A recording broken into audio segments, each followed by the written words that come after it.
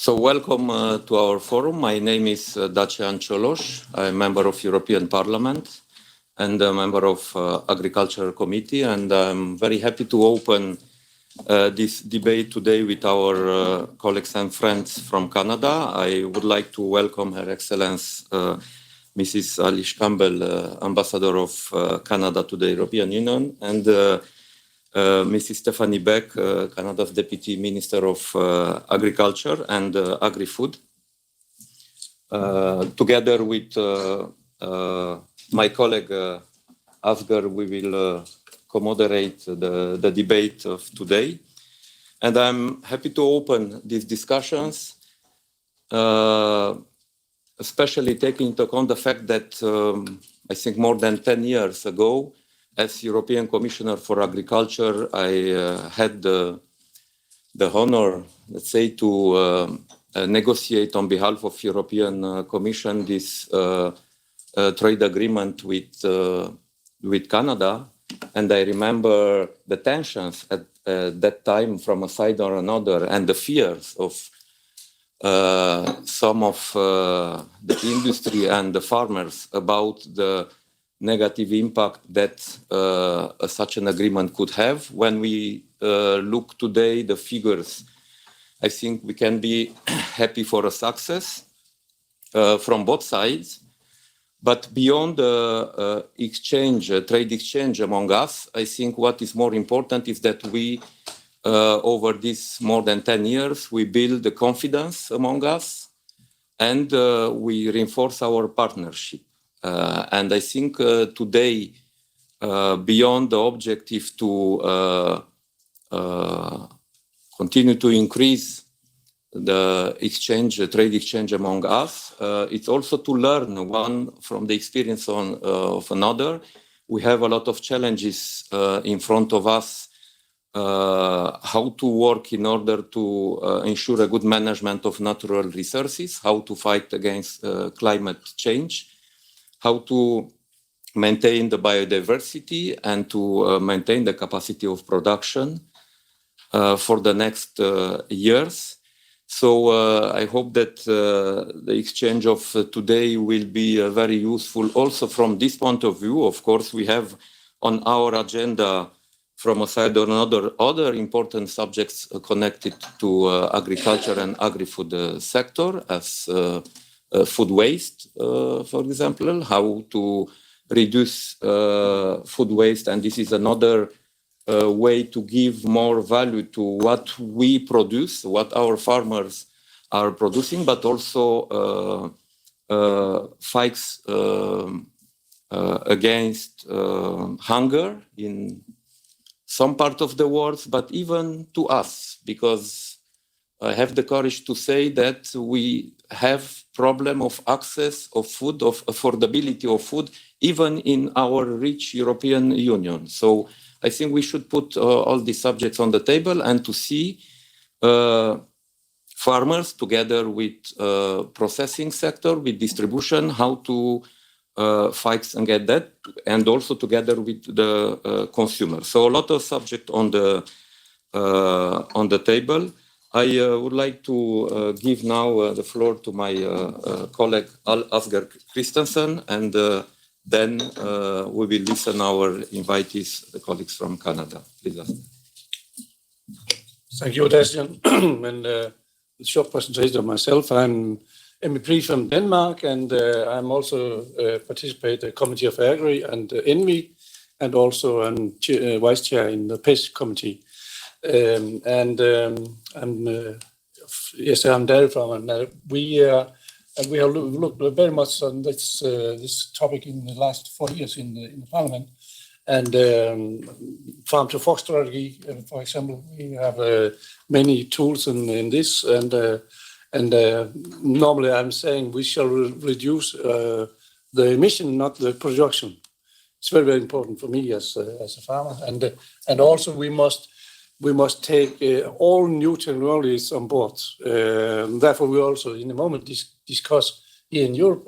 We discuss CRISPR technologies. We can hopefully we can get an agreement on that before before this mandate is end, so we can use that for also more sustainable food production. Okay, I will give the floor to the ambassador.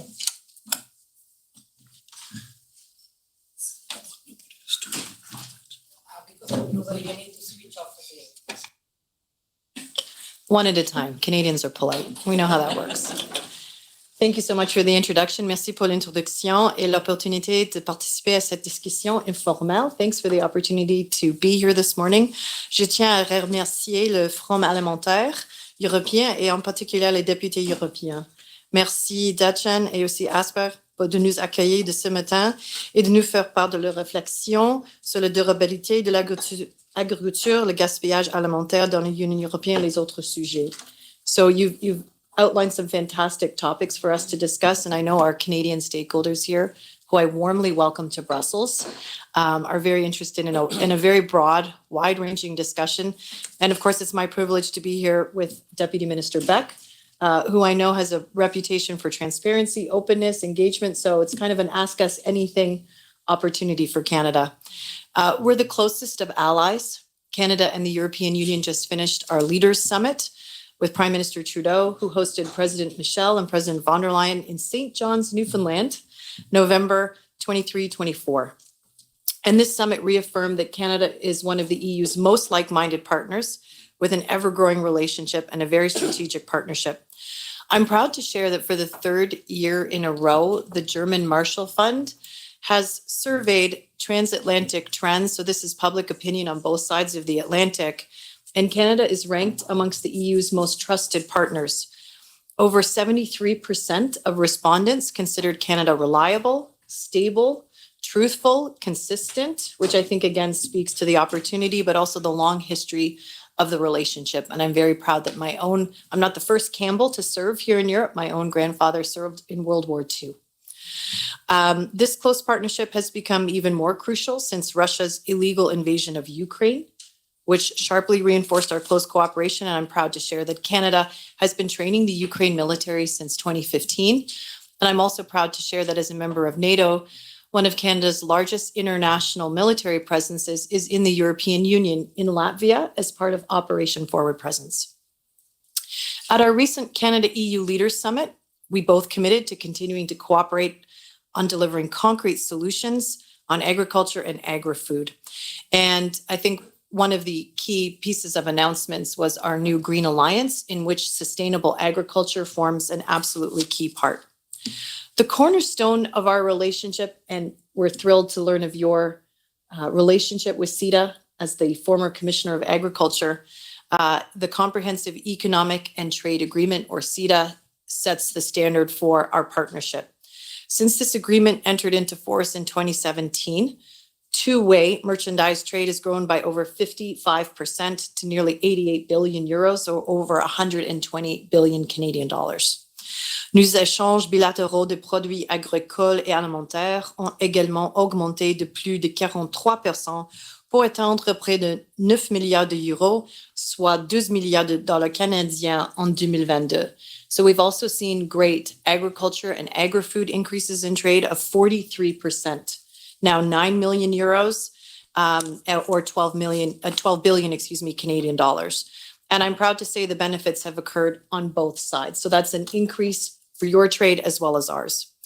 Turning to the topics of discussion this morning, when it comes to agriculture sustainability and food waste, Canada and the EU will continue to work together to ensure our sectors adapt and mitigate challenges associated with climate change while ensuring safe and affordable food for your citizens. And I'm actually thrilled that you mentioned affordability and food access. President von der Leyen, the president of the European Commission, made equality part of her mandate, but it's actually the topic I feel I hear the least about here in Brussels. I hear a lot about geostrategy and economic security, but one solution we know Canadian farmers provide is an incredibly high quality product at a very affordable price. And I'd like to talk, I think, more about the kinds of food baskets that different Europeans are consuming and how Canada can help improve that food access.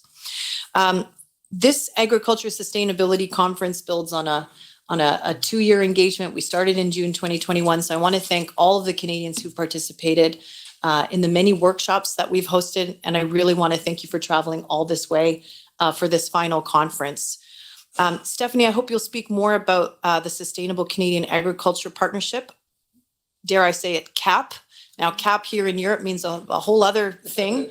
I think our CAP is a little more reasonable, but that's just my hypothesis. But I hope you'll talk more about the sustainable elements of CAP, because I think you've put that mainstream that right into the new framework policy. And living labs are just one example of the policies and activities that are happening that bring together stakeholders from our entire food value chain, farmers, scientists, and consumers to co-create, test, and evaluate innovative practices and technologies that will help address agri-environmental issues. In October 2023, Canada and France welcomed the world to Montreal for the first international forum on agro-ecosystem living labs. And we look forward to further collaboration on this topic, as well as on soil health. And I think that Canada-France example just underscores how active Canada is, not only here in Brussels, but with our incredible network across all 27 member states.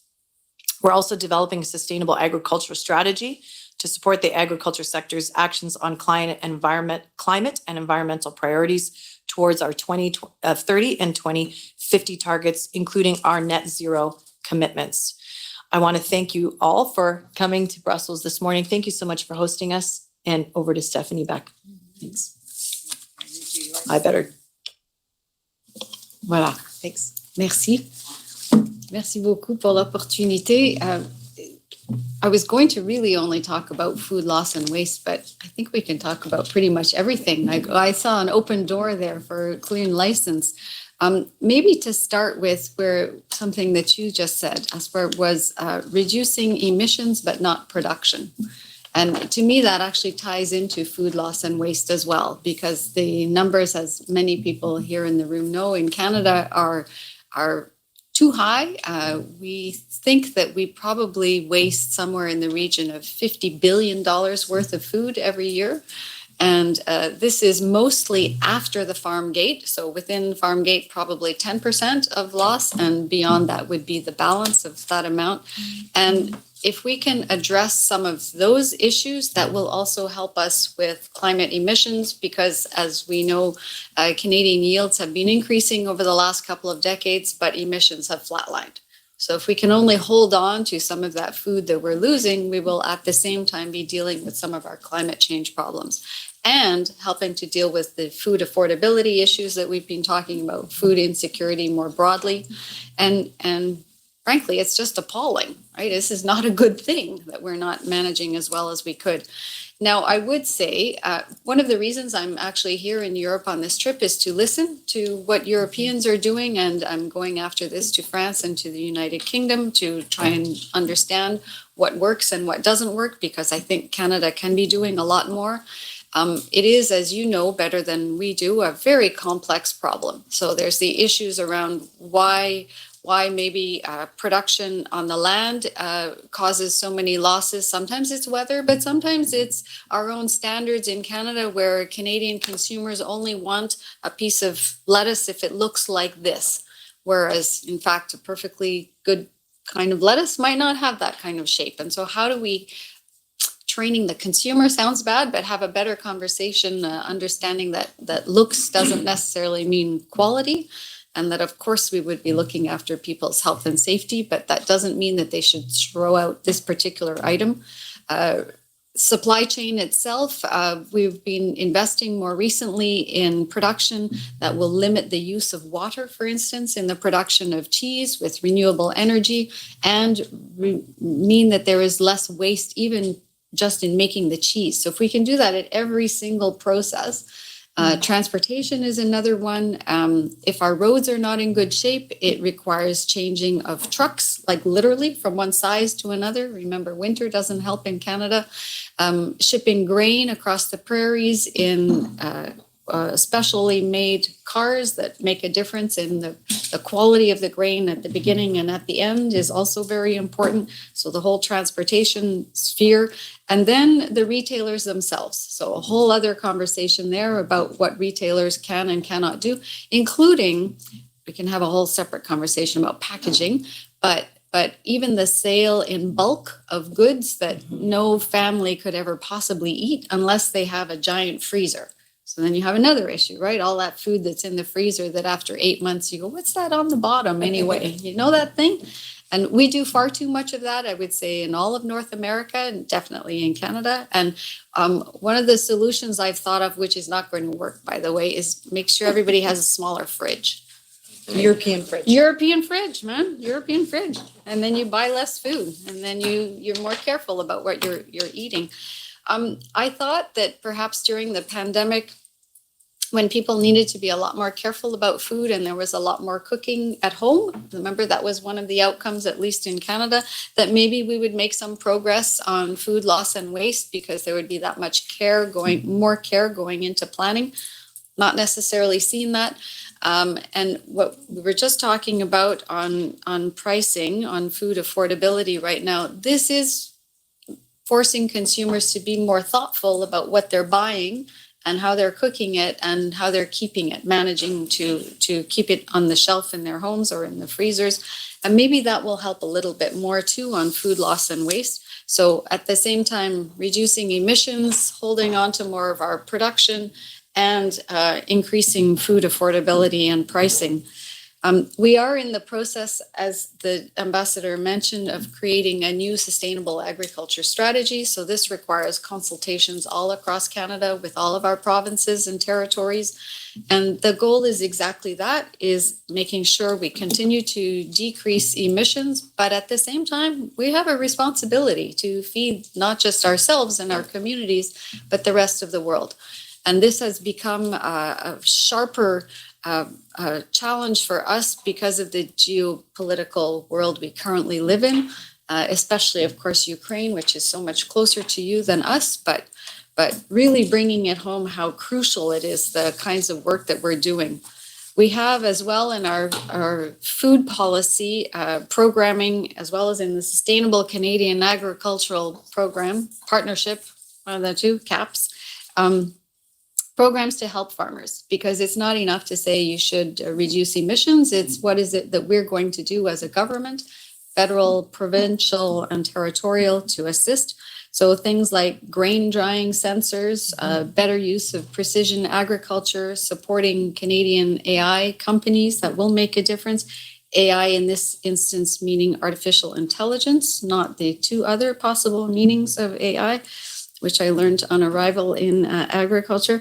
What was a little confusing in the beginning, because I had come from national defense. So AI was artificial intelligence, was not insemination or avian flu, was the other one, avian influenza. So there were some confusing moments in the beginning. Lots of work as well on recycling, and lots of work in coordination with our colleagues in what we call the federal family, so our environment colleagues and health colleagues as well, to make sure that changes that they're making for all the best reasons in changing plastic packaging or regulatory decisions that would then have unintended consequences on farmers, on producers. And that's something we want to make sure that we stay on top of to help everybody. So our minister's mandate letter has a very clear direction in it on no waste food fund, for instance.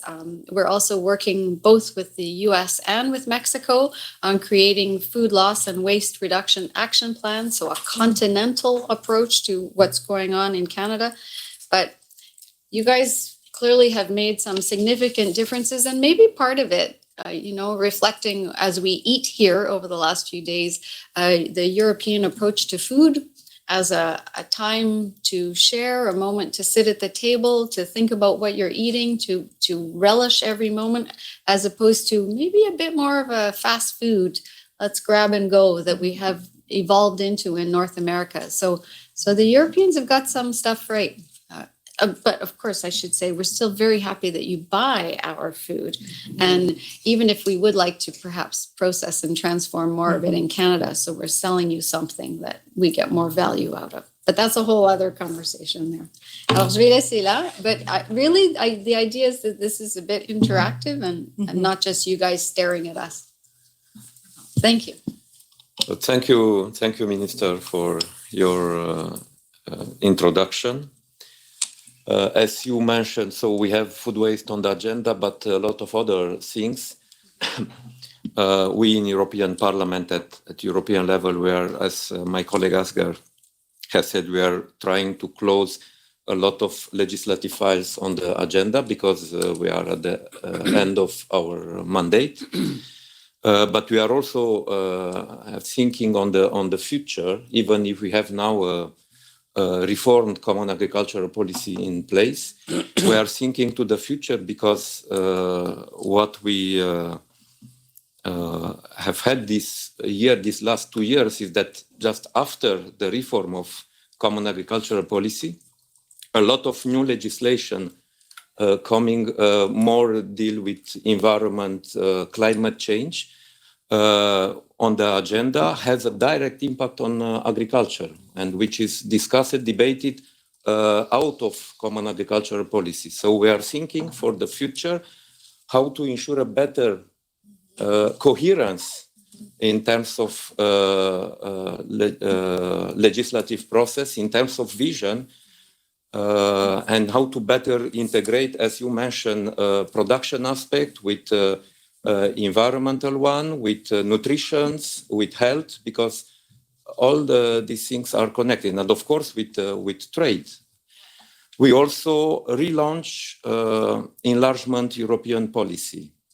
We are discussing now more and more, also in the framework of Russian aggression in Ukraine and in the eastern part of neighborhood. We also have Western Balkan countries waiting to accede to European Union. So we are also seeing how to adapt our European policies, and agricultural policy is one of the main which is to be more impacted by let's say, integrating a big producer, world producer as Ukraine. So we are thinking all these things are on the agenda in terms of strategy and the vision for the future. And we also have to talk about food model, about what means food for new generations. As you mentioned, we have a culture of food, so food is in European Union also culture, is tradition, is connected to the territories. And I remember how hard was to negotiate geographical indication files in CETA. So all these aspects are on the table, and we are trying to learn to work in a more integrated manner, even as politicians here in the parliament. So having said that, I would like to open the debate. So if you have remarks, observations, or questions, please do that. And if you can, just a short introduction and presentation on who you are for the other invitees. So who has the courage to open the... One down here. Yeah, so I can start, and can you hear me okay? So my name's Mac Ross, and I'm the Vice President of Trade Policy and Crop Protection with the Canada Grains Council. So here with many of my Canadian agricultural industry colleagues as we were participating in the sustainable dialogue on agriculture yesterday with our EU counterparts, and that's just been a great experience so far. And you know, that dialogue, as was mentioned, started 2.5 years ago to exchange ideas, best practices around sustainable agriculture. And as we know, in the intervening time, we've seen the global context change in major ways that were touched on today, whether it's war in Ukraine, inflationary pressures globally. But all that to say, in addition to the sustainability of our food, there's also a major focus on the availability and affordability of our food. And when we look at food security, the past 50 years of advances in food production and trade liberalization has really resulted, as we know, in this system of bulk transboundary movement of staple calories from areas of surplus to areas of deficit. And that system, very sophisticated, it's proven to be very resilient, as we saw throughout the pandemic. So I guess my question is, when we continue to see the nexus of trade policy and climate, or trade policy and environment, how do you ensure that it doesn't impact the resiliency and the sophistication of this system that's developed over the last half century and contributes so greatly to food security? I could start from our perspective. And one of the things that we worry about a lot is actually our supply chain infrastructure, which has a significant impact, of course, on cost, especially when we're moving goods so far around the world. And of course, much of Canadian export goes not only to here, to Europe, but also to Asia Pacific. Where we run into even greater complications are around labor issues. And of course, labor shortages, not only in the agricultural sector for the producer, but also as we move items through the supply chain. What does that mean when they hit a port? Just, hypothetically, the port of Vancouver, where there might be a strike, and then food shipments are held up for several weeks. In some cases, far longer than that. But even a question of a couple of days causes an enormous backup. And remember, I think it was every day that there was a strike that meant another week in backed up shipments. It was some exponential number like that. But for a country like Canada, and our minister is regularly asked about this, what do you do? We're not going to tell people they do not have the right to strike. So how do you balance the requirements from a legislative perspective in Canada with the need to make sure that food and actually goods in general continue to flow in a timely manner? So part of that means investing in more infrastructure and making sure that our railroads can flow quickly, that there are alternatives. And here is maybe where there are some opportunities with climate change. As we see, unfortunately, the warming of the Arctic more quickly than the rest of Canada, that is eventually going to mean that we will have opportunities for more shipping up in the north, right, through our seaways. It is going to take longer. This is a little factoid, sorry. I used to do Arctic stuff, amongst other things. The Canadian passage will take longer to clear because it's an archipelago, so it's full of little islands, and it will have way more icebergs in it than, for instance, farther north or even over on the Russian side, which is much clearer passage. So it's not something that's going to happen really quickly. All is to say, a convoluted answer, but we need better infrastructure. We need more of it. We need more opportunities to ship in different directions. That pipeline across to the east would have been nice, but obviously not happening right now. But this is where it gets into parliamentarians, right? And the need for our legislators to work together to understand what the complexities are and what the solutions are to fix them, which is all a very expensive way of doing business too. But what are you guys doing? How are you going to fix stuff? Yeah, so Asger, you want? Okay. You mentioned infrastructure, transport. I think this is a key element. But I think this is not only about what we will decide at political level. It's also to observe with more attention the evolution of consumer behavior. Because we talk about food market, but this is a concept. In practices, we have several food markets, types of food markets with different types of consumers, category of consumers, and expectations. What we have seen over the pandemics is that local market and short food chain developed a lot across Europe. So probably in the future, for some categories of food, we will have more a local demand. For some others, we will have more an international demand, and I think we have to look on it, not about specialization, not necessarily about specialization, but about how the behavior of the consumer will evolve, and how we will adapt our trade to that evolution. We have a demand coming directly from the consumer. We have another demand coming from processing industry for some type of products. And for all these categories of markets, let's say, maybe we should adapt the food chain and, of course, transport, infrastructure, storage. These are key elements. We are trying to decarbonize transport to reduce emission globally, and storage. This has an impact also on the price, on the quality of products. So I don't have answer to all these questions, but I think before to find answer, it's important to raise the good questions, and I think this is a challenge as such. It's a good question. It's a good discussions also. But one thing I have looked in the last years after we have a high inflation 1 year ago, and the consumers are trade down. They look at price. The money talks. And for me, it's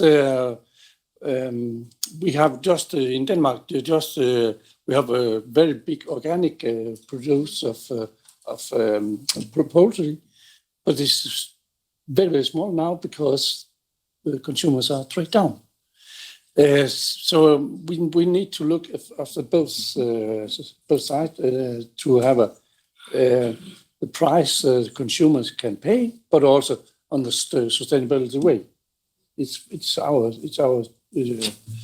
job for that. So, but also I think also one thing more we must have discuss in future. We must recycle all what we can, because the world is not bigger.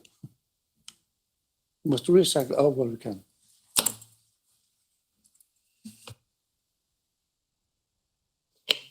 Thank you very much. So my name is Marta Zuluaga and I work for Cargill, which is a food and agriculture company. Of course, I mean, we source agricultural raw materials from European farmers, but also elsewhere in the world.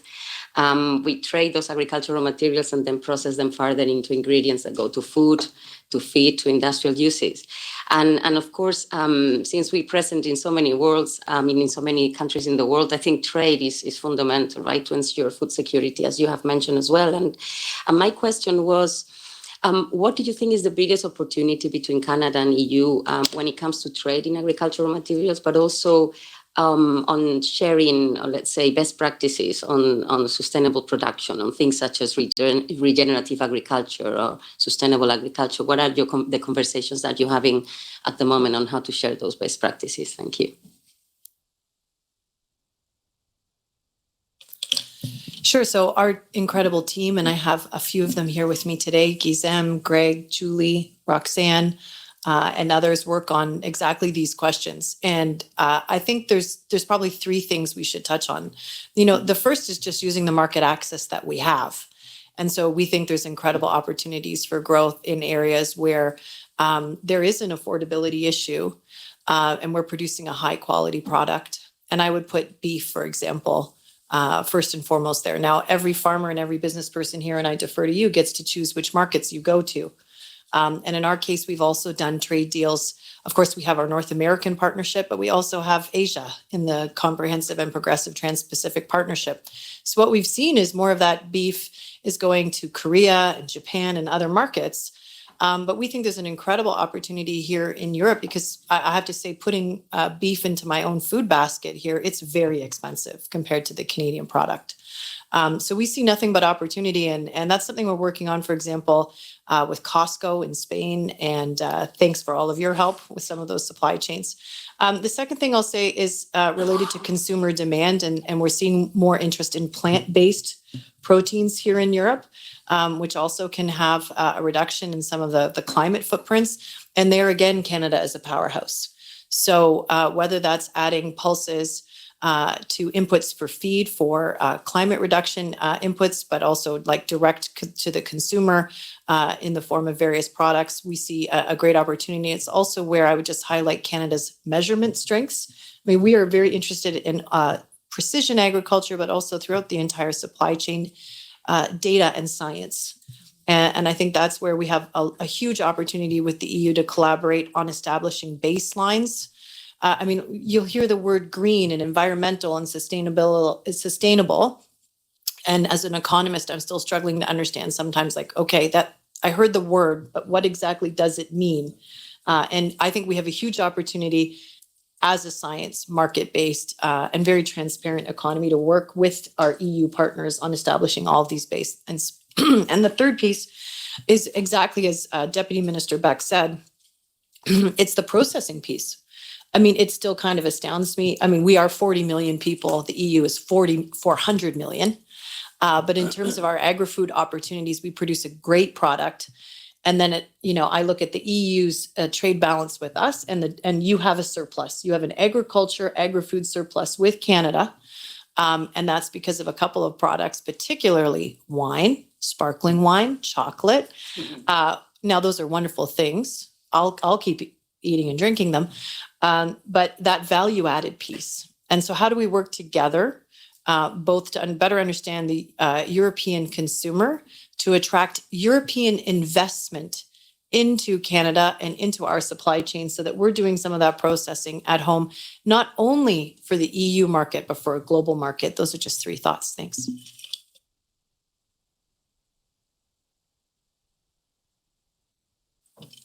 Yes. Another question, please. Thank you very much. Since you mentioned chocolate, my name is Francesco Tramontina. I work for Ferrero, the Italian family-owned confectionery producer. We produce a lot of Nutella in Canada. So, Deputy Minister Beck, you mentioned coordinating with your colleagues in health, packaging, with your sustainable agriculture policies. The food industry is somehow in the middle. Mr. Christensen, you mentioned the consumers. And then again, I think, how do we ensure, and that's a question for the three of you, an integrated approach to food? Because agriculture plays into that, consumer play into that. Somehow there's an industry in the middle that needs to grow, needs to thrive. I think you referenced to that as well, needs to attract investment. And there's very often very conflicting interest. I mean, we've tried with Farm to Fork. I think there's some very good elements, but the engagement strategy didn't necessarily work this round on all the topics. So I know in Canada, you're working on some of these things. You have marketing regulation, you have labeling. How do we make it work? I think we face similar challenges here. Thank you. You can talk about Farm to Fork. Yeah, so this is, let's say, my personal opinion. And this is one of what I think it's our European challenge for the next year, how to make more coherent public policies related to agriculture, to food, environment, because we see that these are more and more connected. Even in terms of regulation, public perception, the way to work in the industry, but also among consumers. And in our political way to work, we are still in a silos approach. We talk about production, we talk about food sector, we talk about health and nutrition, and we talk about environment in a separate way. And I think for the future, this is one of the challenge, because what we have now on the agenda is the big file of Green Deal, touching with a lot of economic sectors, but especially with agriculture. We also have food access, food affordability, food quality, food safety. And this is not only about farmers, but it's mainly about food processing.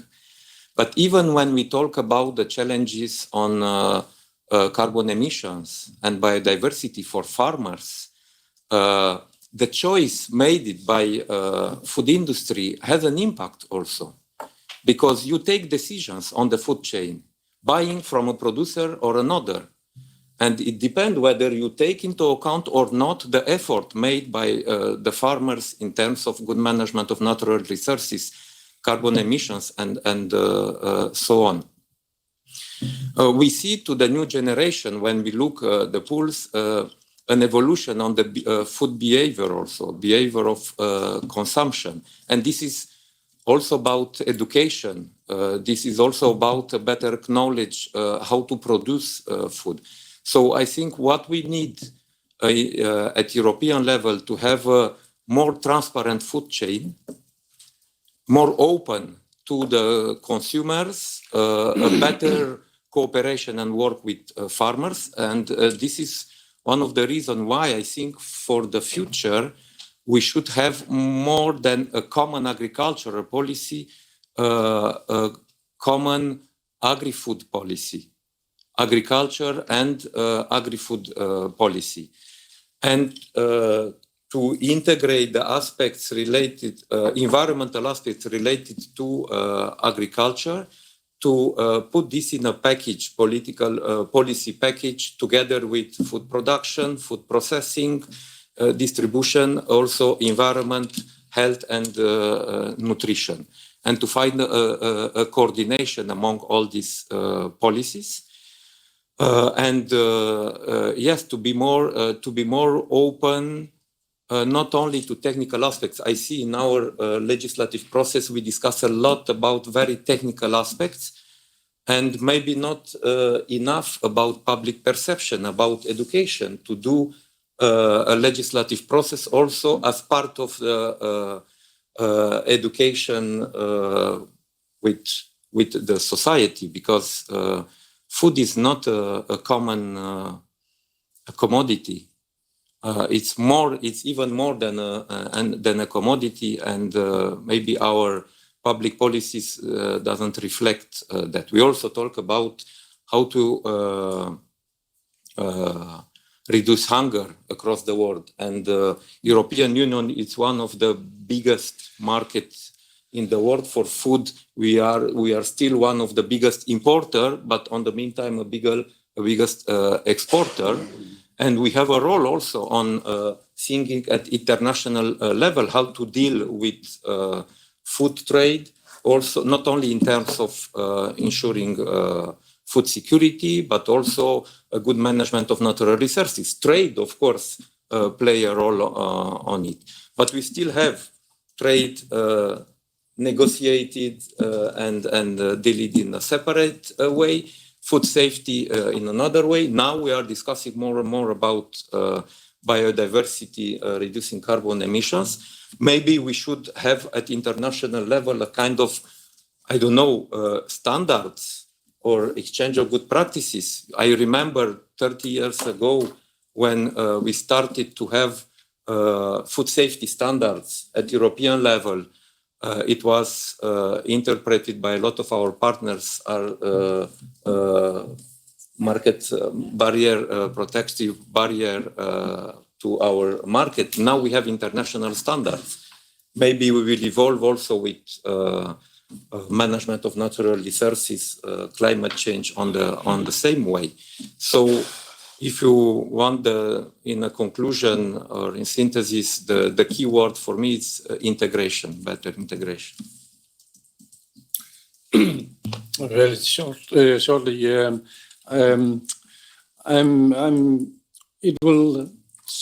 people need still to have something to eat in the world. So we must try to produce it, the food where we can produce more for less in the future across the world. Because food security, as Cioloş mentioned, it's very, very important. Because if there are some place in the world there are no food, so people will immigrate.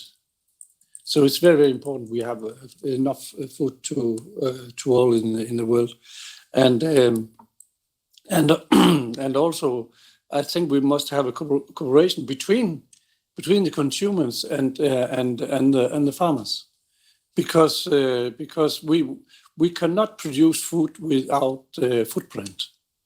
I think we must mention that we cannot produce food without footprint, but of course we shall reduce it so much we can.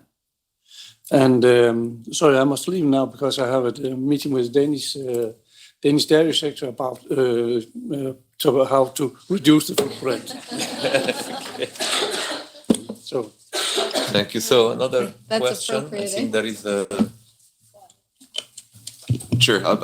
Yeah, so I have a question. So my name is Greg Barley. I'm the Director of Crop Protection and Crop Quality with Pulse CAD. And thank you, Ailish, for the shout out for Canadian Pulses. We truly do believe that, we do grow some of the most sustainable crops in the world in Canada, and we have the numbers to back it up for pulses. So as example, as Ailish said, incorporating pulses into a pork ration, which shows that you can reduce the footprint of that product by 18%. So a clear way to show the environmental impact of utilizing pulses, but also just utilizing grain.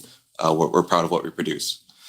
When the conversation of this topic came up around food waste and the opportunity to come speak today, my mind first went to MRLs, the MRL policies both here in the EU, but also around the globe too. And luckily we've done some work to actually capture the disharmony of MRL policies and the impact of that on food waste. So I'll credit my colleagues at the Canada Grains Council who's actually done a study to look at this.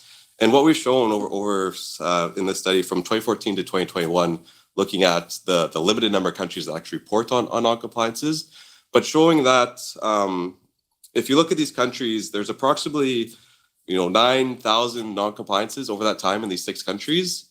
If those countries utilized an MRL deferral pathway or referred to codex, so there wasn't a missing or misaligned MRL, you could reduce that number of non-compliances down to 1,000 shipments.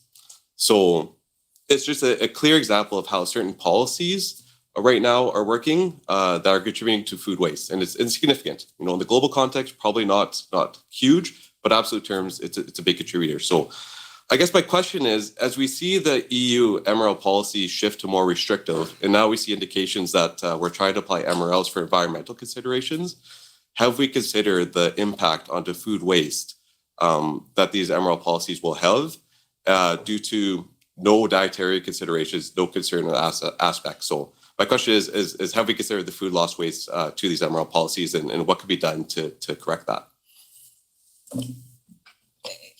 Do you want the easy answer, the 20-minute answer?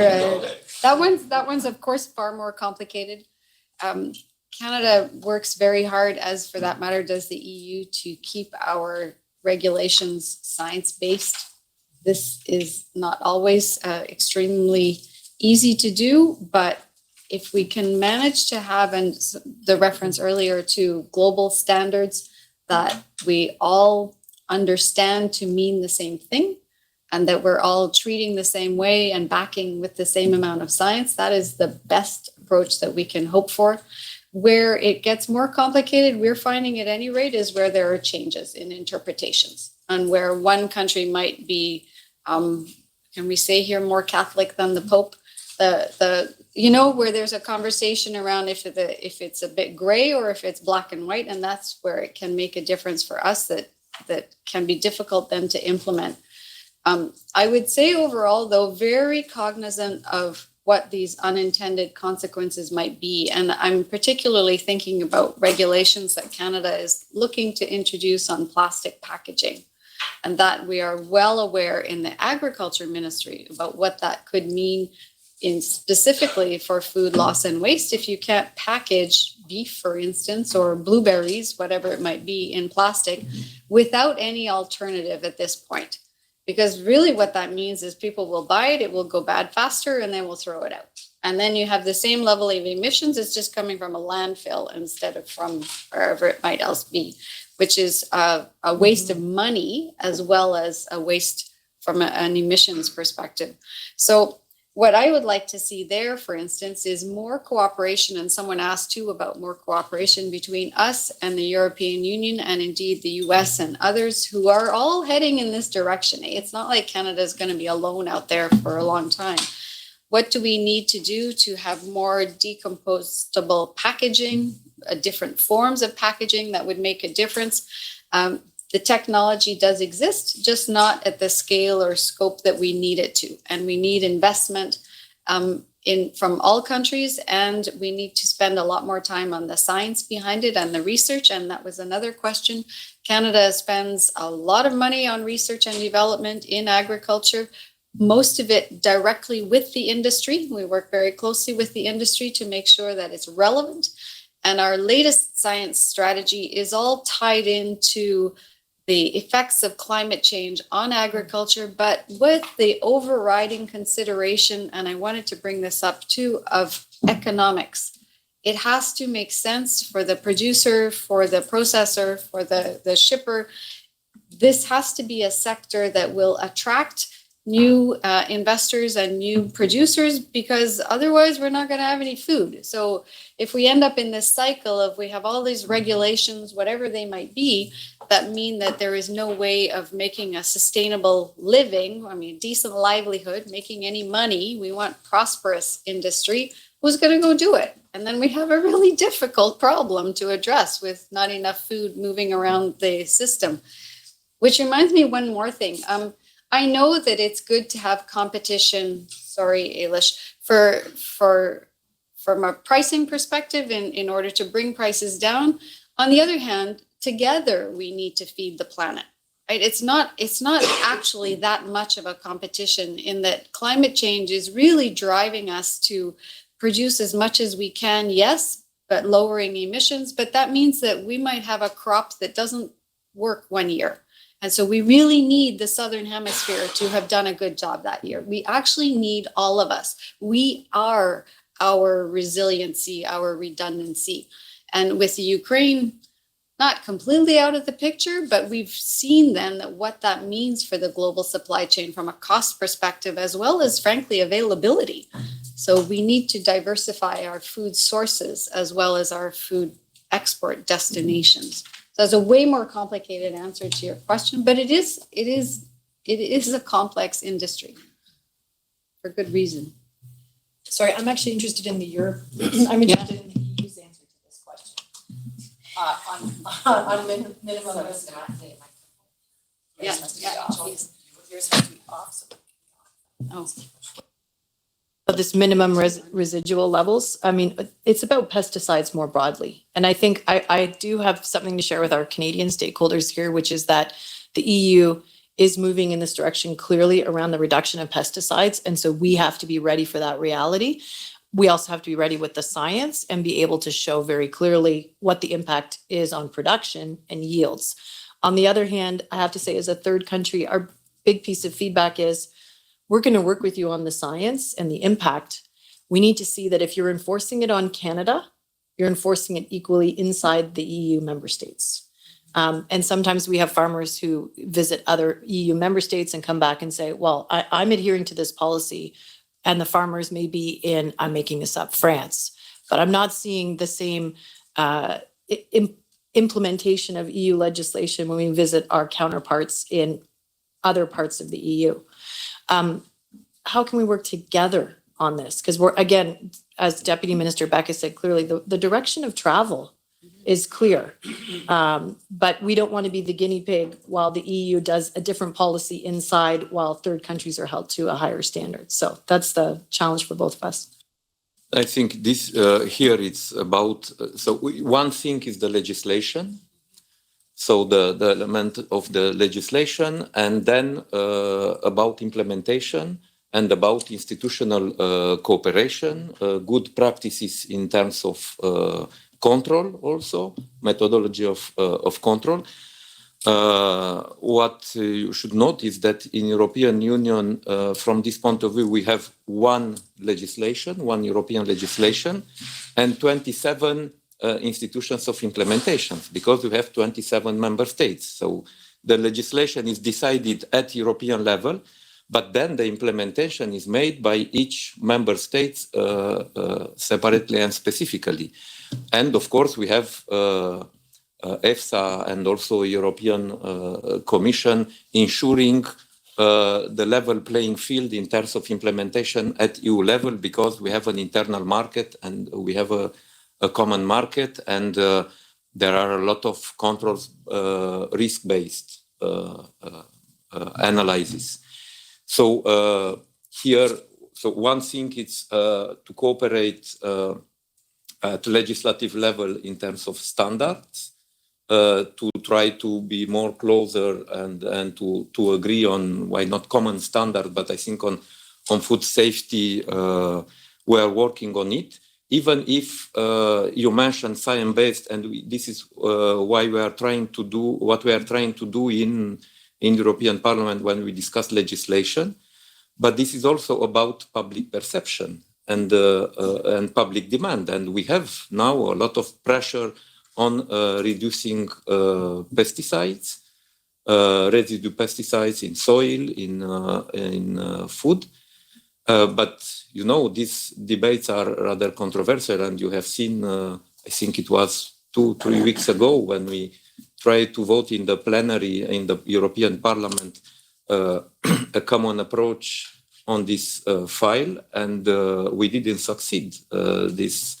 What we negotiated was rejected because the opinions among Environmental Committee and Agricultural Committee was so different that we didn't manage to have a common approach at European, at the Parliament level, at the plenary level, and to be able to vote on it. So it is a controversial subject because it deals with expectation of consumers very high on the agenda, but also what my colleague Asger has said, capacity of farmers to still produce without increasing the production cost too much now in a period when with the inflation, the people are looking also for cheap food.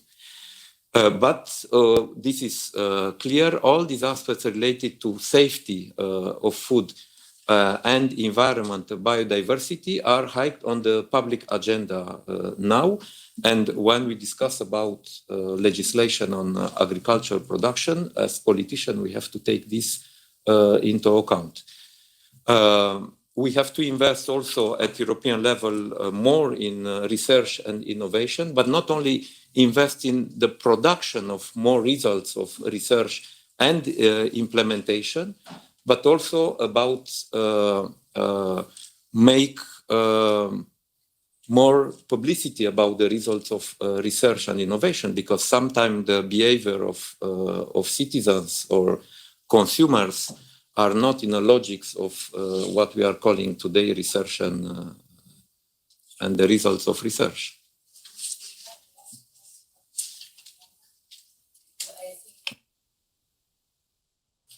Thank you.